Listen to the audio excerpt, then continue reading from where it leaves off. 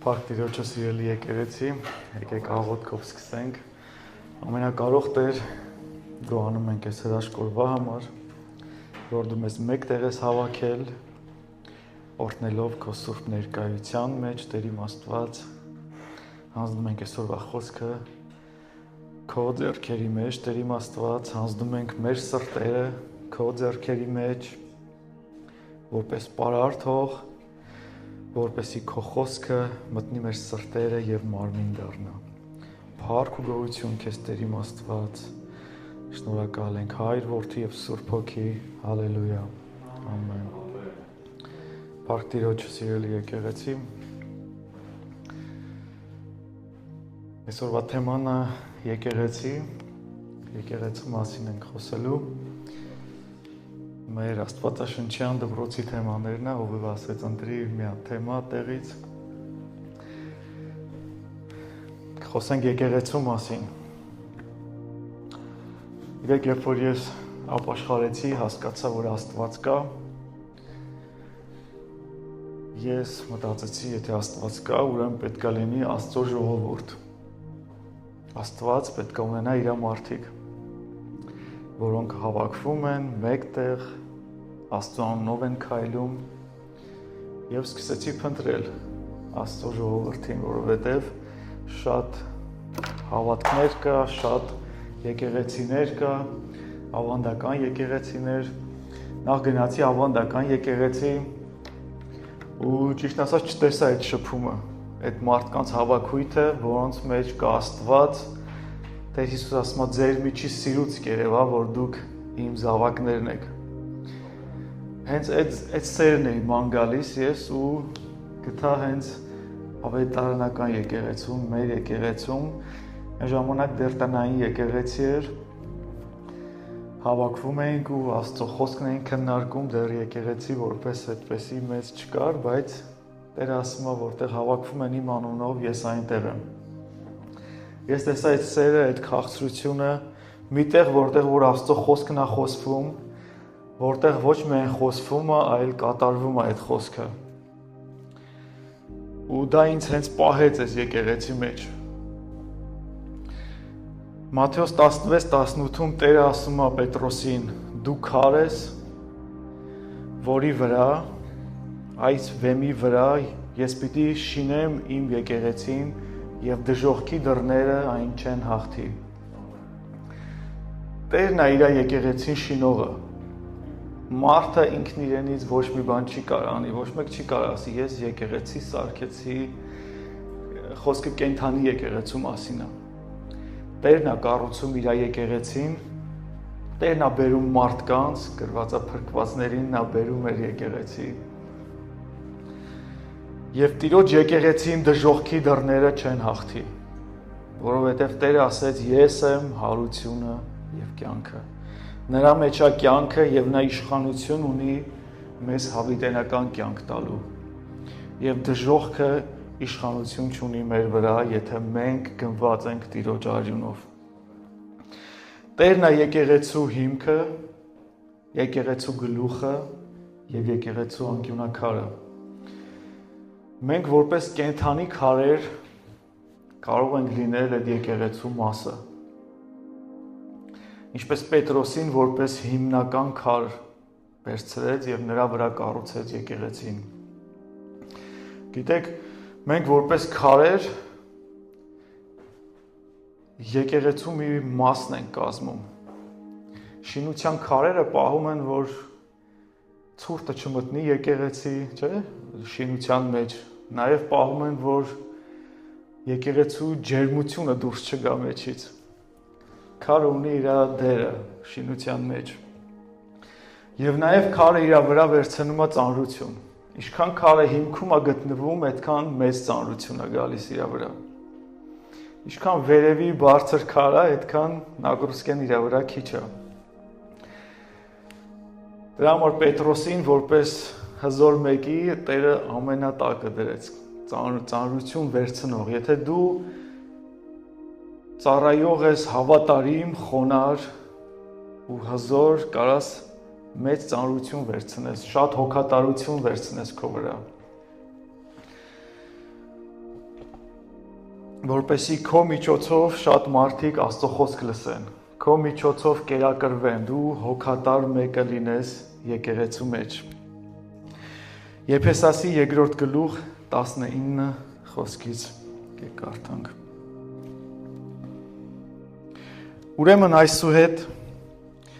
այլևս օտար եւ պանդուխ չենք, այլ սրբերի հետ համաքաղաքացիներ եւ Աստծո ընտանիք։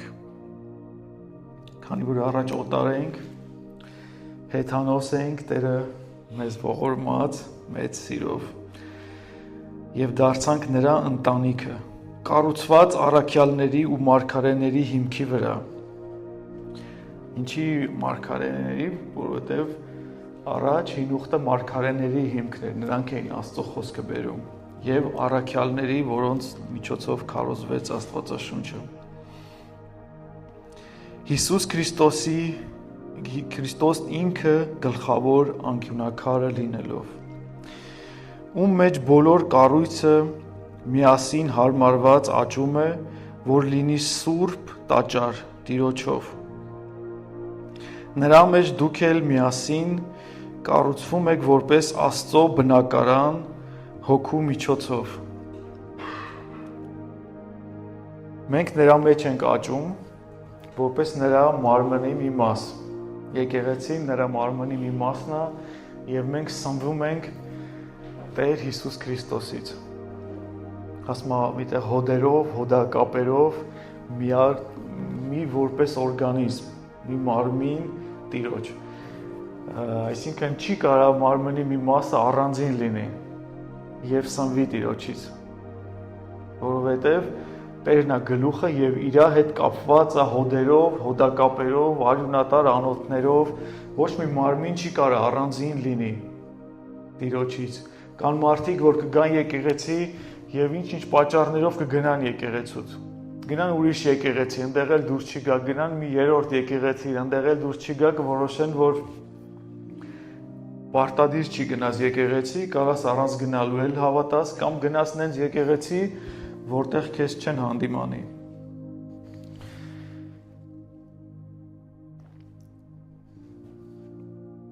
Տեր Հիսուս ինքը դրեց Եփեսացի 4:11-12 ասում է դրեց հովիվներ, ավետարանիչներ, մարգարեներ եկեղեցու շինության համար, որպեսզի նրանք մեզ սովորեցնեն, խոսքը փոխանցեն, հանդիմանեն, որովհետև մենք դրա կարիքը ունենք։ Ամեն մեկս, որ ինչ-որ մեկը մեզ սովորեցնի։ Ծառայողը կսովորեցնի, ծառայողին հովիվը կսովորեցնի, հովիվին ավելի տարիների փորձ ունեցող հովիվը կսովորեցնի, այդ տարիների փորձ ունեցող հովիվն էլ ինչ-որ խնդիր է ունենում, զանգում է իրապես մեկ ուրիշ հովիվին եւ կիսվում են, ասում են, սենց բան է եղել, ոնց ավարվենք, խորհուրդ են անում։ Այսինքն, եթե դու մեկն ես, որ Աստծո մարդ ես, դու ունես մեկ ուրիշ Աստծո մարդու կարիք։ Տիմոթեոսը ուներ Պողոսի կարիք։ Առաջի Թեսաղոնիկե 5:12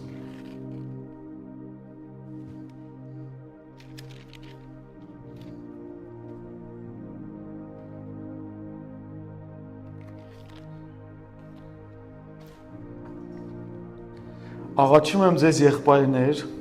ճանաչեք նրանց, ովքեր գործում են ձեր մեջ,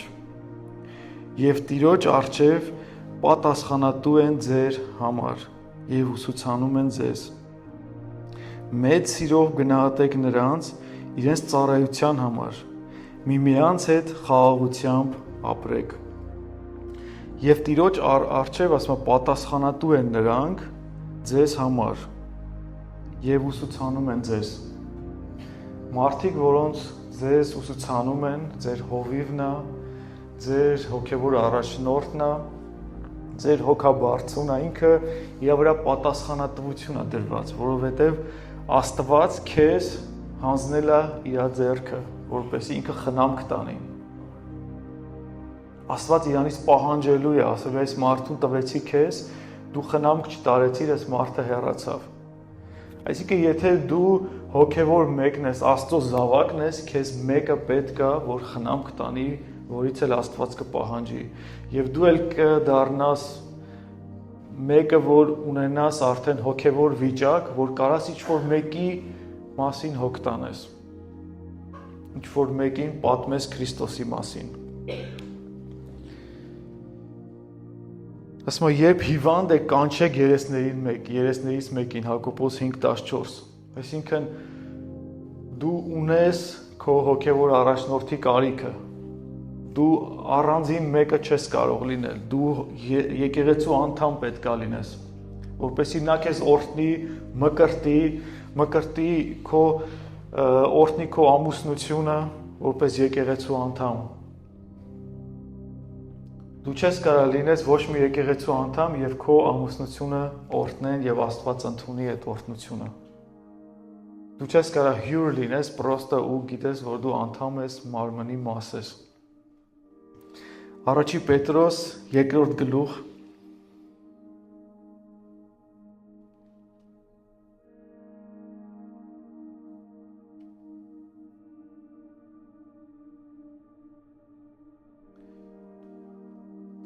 առաջի խոսքից։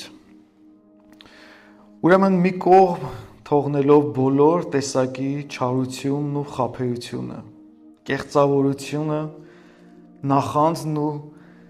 չարախոսությունը, նորածին մանուկների պես փափագեցեք խոսքի բնական եւ անխարդախ կաթը, որ դրանով աճեք։ Տեսեք, առանց թողնելու ամեն չարությունը մենք չենք կարող ընդունենք։ Ասում թողեք, այսինքն ձեր մեջ մի խոսքով ասած տեղ բացեք, որպեսզի անխարդախ մաքուր կաթը գա ձեր մեջ, որն է Աստծո խոսքը, որպեսզի դրանով աճեք։ Եթե իրոք ճաշակել եք, որ Տերը քաղցր է։ Տեսեք, եթե մարդ ճաշակել է, որ Տերը քաղցր է, եթե լսել եք Աստծո խոսքը, եթե փոխվել եք, դրանով մի բավարարվեք։ Դուք ավելի կարիքն ունեք, մի թողեք այդ վիճակը։ Սնվեք Աստծո խոսքով, Աստծո մաքուր անարատ կաթով։ Նրան գալով որպես կենդանի վեմ, անարգված,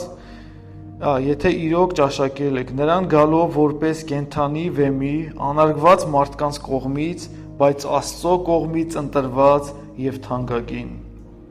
Մարդիկ չընտրեցին նրան, չսիրեցին նրան, անարգեցին եւ ձեզ էլ գուցե ձեռ առնեն, ասեն, այդ ուր եք գնում, այնտեղ հավաքվում են, չգիտեմ, փառաբանում են, ես ինչ են անում, բայց ասում են, ինչ չընդունեցին, ձեզ էլ չեն ընդունի։ Դուք մի նայեք այդ շրջապատի ասածներին,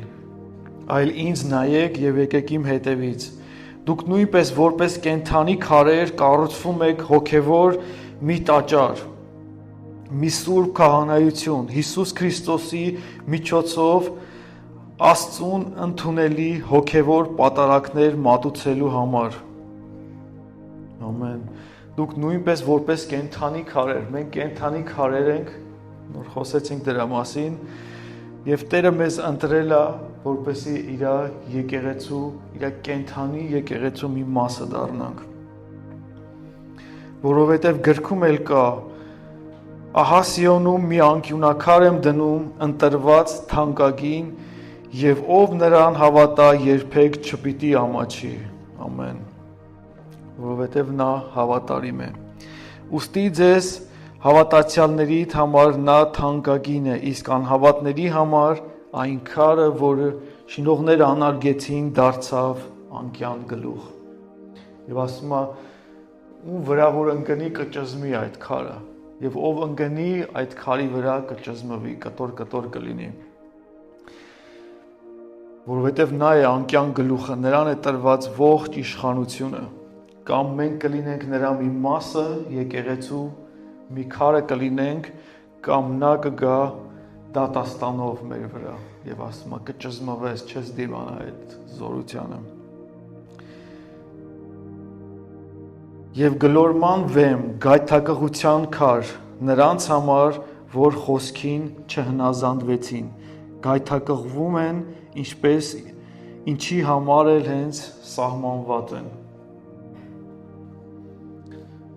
Շատերը գայթակղվում են խոսքից։ որովհետև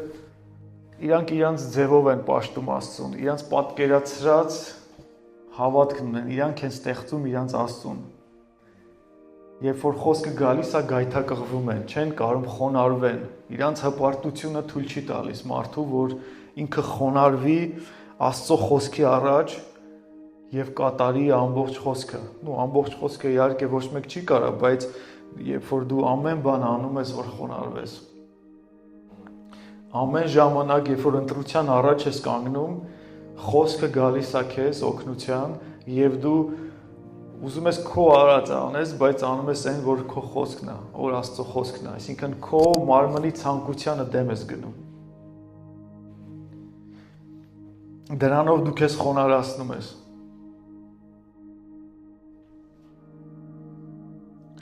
Մյուս տեղ եկեք կարդանք Գործք առաքելոց 2:42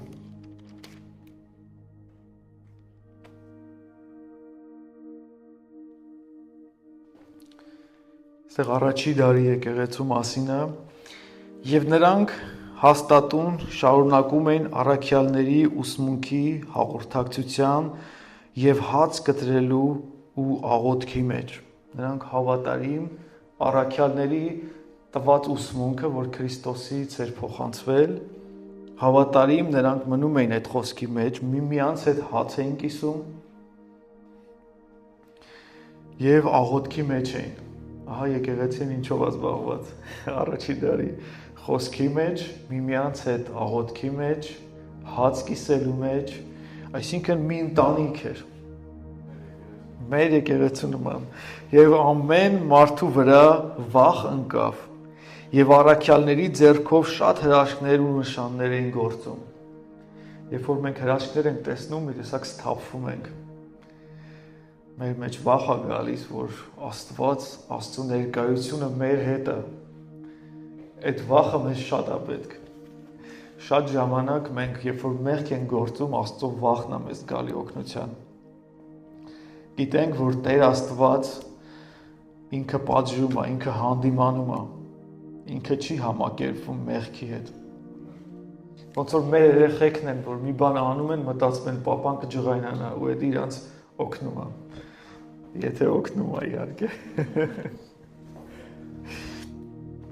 Ու ամենքը, որ հավատացին, միասին էին եւ ինչ որ ունեին ընդհանուր էր։ Եվ իրենց ունեցվածքն ու ապրանքը վաճառում էին ու շահույթը բաշխում բոլորին, ում ինչ պետք էր։ Եվ ամեն օր միաբանությամբ տաճարում էին լինում։ Հաց էին կտրում տներում եւ իրենց կերակուրն ուրախությամբ ու սրտի պարզությամբ էին ուտում։ Այստեղ մանկական ոնց որ հավատք էր իրանց մեջ։ Մինչև երեխեքի նման չհավատակ չեք մտնի Աստծո արքայություն։ Երբ որ Աստծո գործերը տենում ես, հրաշքները, Աստծո խոսքը գալիս է քո կյանք, դու հենց անարատ ձևով պետք է մոտենաս, ապրես, միմյանց հանդեպ վերաբերվես։ Աստծուն էին օրհնում ու ամբողջ ժողովրդի առաջ շնորհ գտնում։ Եվ Տերը օրեցօր փրկվածներին ավելացնում էր եկեղեցուն։ Ամեն։ Ինչ է պետք անել, որ եկեղեցին ավելանա։ Նախ եւ առաջ մենք մեր մեջի խնդիրները պետք է լուծենք։ Մեր մեջ լինի միաբանությունն ու սերը։ Երբ որ մեր մեջ ամեն ինչ մաքուր է, անարատ է, կա միաբանություն, Աստված է բերում փրկվածներին։ Ճիշտ է, մեզ տվել է այդ հրամանը, ասենք, պատվիրանը, որ գնացեք, ավետարանեք, բայց Տերն է բերում, Տերն է փոխում սրտերը։ Եթե մենք պատրաստ ենք ընդունելու այդ ամեն մեկին, որ կգա, որ այդ մարդը գա չի տենա մեր մեջի գայթակղությունները։ Ճիշտ է, մենք մարդ ենք, մենք ունենք թերություններ, մենք անթերի չենք։ Առաջի դարի եկեղեցում էլ կար թերություններ, որովհետև գալիս էին մեղավոր մարդիկ, դառնում էին ու ինչքան էլ մենք փոխվում ենք, մեր մեջ մնում է մեր մեղքերը, հպարտությունը, մյուս մեղքերը եւ մեր նպատակն է, որ մեկ հոգի գա եւ դառնա մեր ընտանիքի մի մասը։ Եկեղեցու նպատակն է ավետարանը քարոզելը։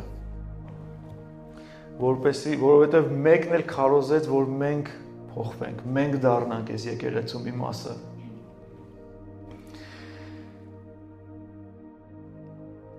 Եփեսացի 5-րդ գլուխ 24 խոսքից։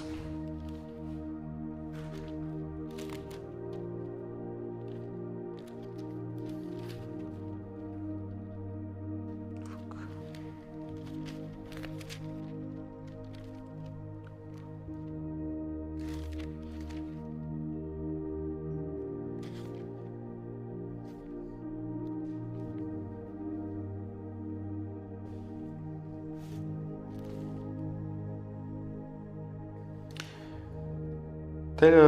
շատ ժամանակ եկեղեցի ու Քրիստոս հարաբերությունը համեմատում է կին ու ամուսին հարաբերության հետ։ Եփեսացի 24, ուրեմն ինչպես եկեղեցին է հնազանդվում Քրիստոսին, այնպես էլ կանայք ամեն բանի մեջ թող հնազանդվեն իրենց ամուսիններին։ Ամուսիններ, սիրեք ձեր կանանց, ինչպես Քրիստոսն էլ սիրեց եկեղեցուն եւ իր անձը տվեց նրա համար, որ նրան սրբի եւ մաքրի ավազանի ջրով խոսքով։ Տեսեք, կանանց ասում է հնազանդվեք եւ տղամարդկանց ասում է սիրեք։ Բայց նախ Քրիստոս սիրեց։ Երբ որ մենք նրան չենք ճանաչում, նախ նա մեզ սիրեց։ Նախ նա իր կյանքը տվեց մեր համար։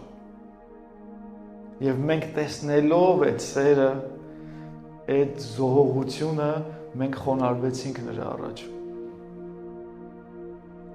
Եվ այդպես էլ ամուսինը պետք է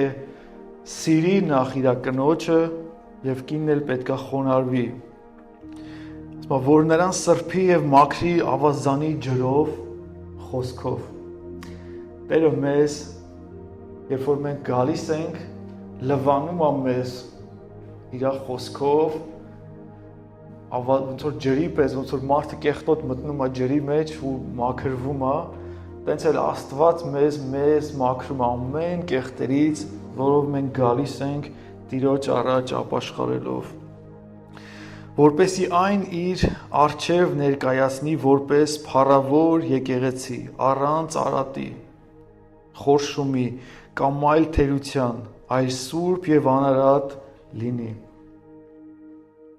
Երբ որ մենք ամուսնանում ենք շատ բաներ մեր հարաբերությունների մեջ, ասենք մեր կնոջ մեջ կարող մեզ մի բան դուր չգա։ Մենք իրան սովորեցնում ենք, փոխում ենք, չէ՞, չենք ասում, չէ, դուր չես գալիս։ Տերն էլ տենց մեզ է սովորացնում։ Լվանում է իր խոսքով, մաքրում է։ Եվ ասում է, մենք Տիրոջ փառքն ենք եւ կինն էլ ասում է ամուսնու փառքն է։ Գիտեք, երբ որ կինը ամուսնուն դավաճանում է, չէ,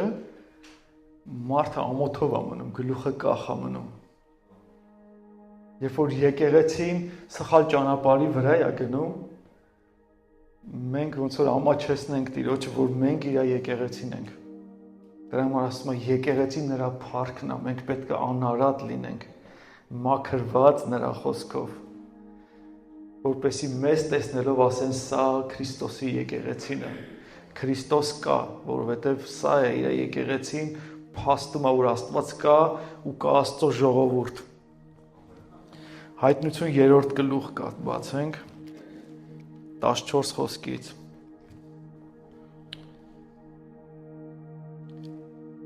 Եվ Լավոդիկեի գտնվող եկեղեցում հրեշտակին գրեք, այսպես է ասում ամենը, հավատարիմը, ճշմարիտ վկան, Աստծո ստեղծագործության սկիզբը։ Տեր Հիսուս Քրիստոսը դիմում է եկեղեցուն, եկեղեցու հրեշտակին։ Ո՞վ է եկեղեցու հրեշտակը։ Եկեղեցու հովին է դիմում։ Ասում է Աստծո ստեղծագործության սկիզբը։ Նա է, ասма նրանով եղավ ամեն բան, ինչ որ եղավ։ Նա է արարման սկիզբը։ Նա դիմում է եկեղեցուն։ Գիտեմ քո գործերը, ոչ սառն ես, ոչ տաք ես։ Երանի թե կամ սառը լինեիր, կամ տաք լինեիր։ Այսինքն, вообще չիմանայիր իմ մասին։ Ընդհանրապես սառը լինեիր, չկոչվեիր իմ եկեղեցին։ Քանց թե կոչվեցիր իմ եկեղեցին, բայց իմ հետ չունես շփում,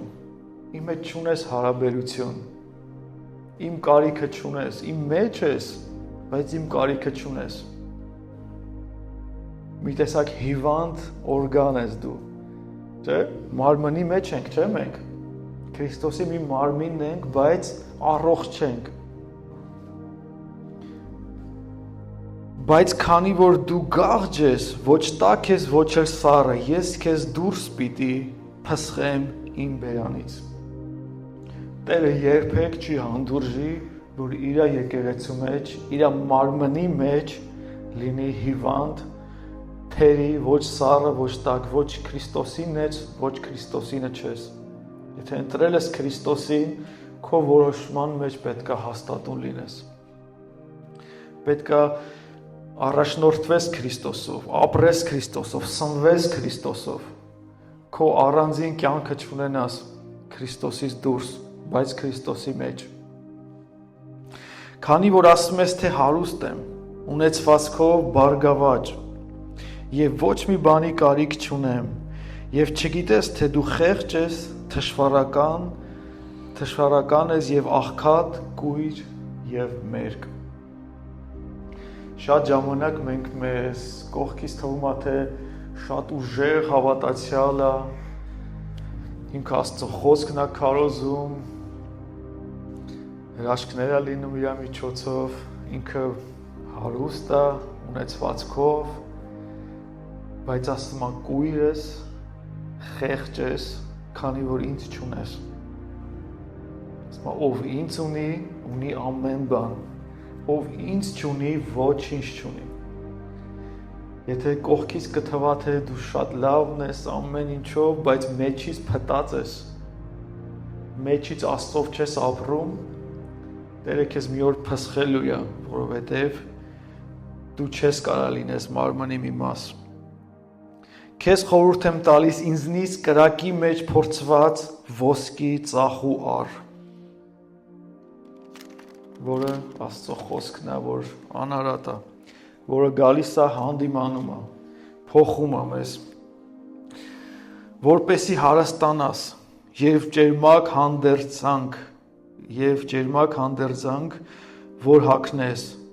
որ չերևաս քո մերկությունը ամոթը եւ դեղ դիր աչքերիդ, որ տեսնես։ Ասում է ինձանով հարստացեք, հագեք ջերմակ հանդերձներ, այսինքն ապաշխարեք, ընդունեք ձեր սխալները,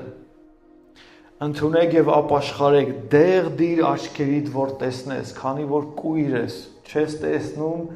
քո սխալը, քո մերկությունը, որ դու գիտես, որ քո նեղ շրջապատի մեջ գիտես,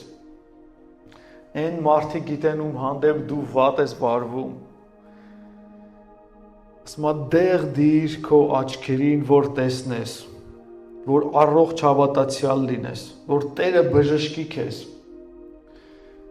որ չապրես, չշարունակես մեղքի մեջ, բայց որպես հավատացյալ, որ ոնց որ փարիսեցիներն էին վարվում։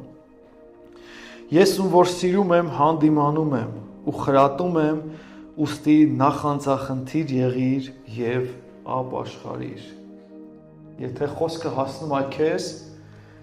ուրեմն Տերը քեզ սիրում է։ Տերը ուզում է, որ դու փոխվես։ Տերը ուզում է, որ նոր հանդերձ հանգնես, որ ընդունես քո սխալն ու մեղքը։ Ահա ես կանգնել եմ դռան մոտ ու թակում եմ։ Եթե մեկը իմ ձայնը լսի եւ բացի դուռը, կմտնեմ նրա մոտ, կընտրեմ նրա հետ եւ նա էլ ինձ հետ։ Տերը կանգնած թակում է ամեն մեկի դուռը, ով որ ապաշխարության կարիք ունի, որ փակել է դուռը Տիրոջ առաջ։ Սա իհարկե առաջի հերթին վերաբերվում է հավատացյալներին, ովքեր որտեղ եկեղեցուն է գրում սա, կանգնած թակում եմ քո դուռը, որ բացես, ապաշխարես, փոխվես, որովհետև Տերը քեզ սիրում է, Տերը քեզ ընտրել է որպես իր մարմնի մի մաս, որպես իր եկեղեցու մի կենդանի քար, որ դու քայլես Տիրոջով։ Նրան, ով հաղթի, կշնորհեմ նստելու իմ աթոռին, ինձ հետ, ինչպես որ ես հաղթանակեցի եւ հորս հետ նրա աթոռին նստեցի։ Տերը մեզ խոստանում է իր թագավորության մեջ տեղ տա։ Իրան հավասարի պես մեզ ընդունի, որովհետև թանկ գնով է գնել։ Նա ով ականջ ունի թող լսի, թե հոգին ինչ է ասում եկեղեցիներին։ Տերը եկեղեցիներին խոսք է ուղղում, որ ամեն մեկը գա դեպի Տիրոջը ամբողջ սրտով, ամբողջովին մաքրի իր ներսը, ապաշխարություն ունենա, ինչպես մի առակ պատմեց Տերը երկու հոգու մասին, որ կանգնած էին աղոթքի, Փարիսեցին եւ Մաքսավորը։ Փարիսեցին ասում էր. Տեր, փառք քեզ, որ ես այսքան լավն եմ, այսքան ծոմ եմ պահում, քո խոսքը այսքան կատարում եմ, բայց Մաքսավորը ասում էր. Տեր, ների ինձ, որ ես մեղավոր եմ, որովհետև ինքը շատ մեղքեր ուներ։ Գիտեք, որ նայում ես, ասում ես, Փարիսեցին ինչ վատ բաներ արել, չէ՞։ Սենց թվում է այնտեղ շատ, որ ինքը սենց լավ բաներ է անում։ Բայց ինչքան լավ հավատացյալ ելնես, դու շատ մեղքեր ունես։ Մենք ինչքան փոխվում ենք, մենք կատարյալ չենք դառնում։ Երբ որ ես նոր էի ապաշխարել, մտածում եմ, ես սաղ մեղքերս կմաքրեմ, ոնց կլինի, որ մարդը մեղք ունենա, եթե Քրիստոսին է ճանաչել, եկել է Քրիստոսի առաջ, մի անգամից սաղ մեղքերը դրեցի մի կողմ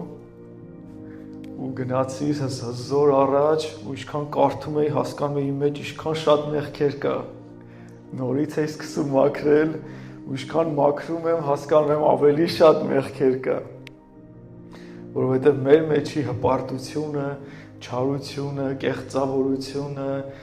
չգիտեմ, շատ մեղքեր մնում են մեր մեջ,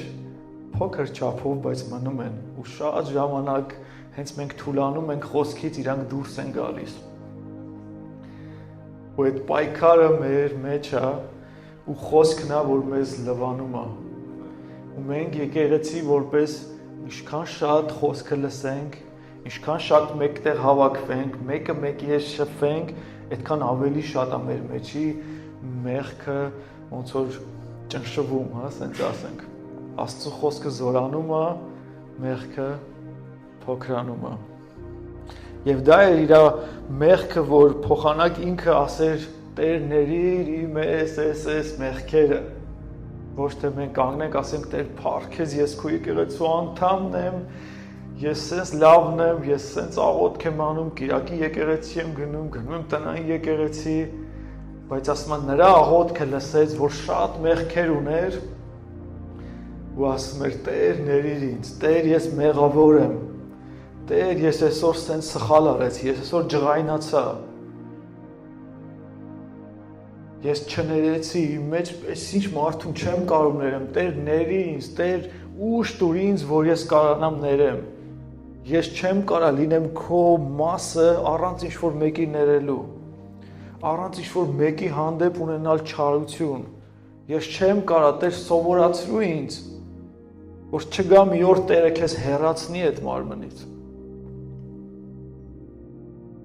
Եթե մենք սնվում ենք Տեր Հիսուսից, նա է մեզ տալիս ճշմարտության ճանապարհը, նա է մեզ սովորացնում ապրել, նա է մեզնից հեռացնում, կտրում ամեն մեղք, ամեն չներում, ամեն հպարտություն։ Փառք մեր Տիրոջը, որ մենք ունենք նման հրաշալի Աստված, որ մեզ սովորացնում է ապրել, որ մեզ կենդանության խոսքեր է տալիս, ճշմարտության ճանապարհներ է տալիս, որ իր միջոցով իր զորությամբ անցնենք, քանի որ նա է մեր Տերը, մեր Փրկիչը, միակ ու ճշմարիտ Աստվածը։ Փառք մեր Տիրոջը, սիրելի եկեղեցի, այսքանն էի պատրաստել, եկեք աղոթենք։ Ամենակարող Տեր, քո առաջ են գալիս, գոհանում ենք, որ դու մեզ դարձրել ես քո ընտանիքը, քո եկեղեցին, քո մարմնի մասը, Տեր իմ Աստված, որ դու մեզ սնում ես, հագցնում ես նոր շորերով, ճերմակ շորերով, Տեր իմ Աստված, նոր հանդերձներ ես տալիս, նորից ու նորից ես մեզ ներում, սովորացնում ես մեզ ապաշխարել, ցույց ես տալիս մեր մեղքերը, Տեր իմ Աստված, մեր հպարտությունները, մեր կեղծ հարստությունները, որ ամեն բան իզուր առանց քեզ, Տեր իմ Աստված, դու մեզ ընտրեցիր, մաքրեցիր, ներեցիր, փառք ու գոհություն քեզ, Տեր իմ Աստված, օրհնի մեր ընթացքը, որ ամեն ժամանակ քո եկեղեցին կոչվենք, Տեր իմ Աստված, որ քո որպես մարմնի մաս, Տեր իմ Աստված, մեր վրա կարողանանք ծանրություն կրել, Տեր իմ Աստված, փառք ու գոհություն քեզ, Հայր, Որդի և Սուրբ Հոգի, հալելույա, ամեն։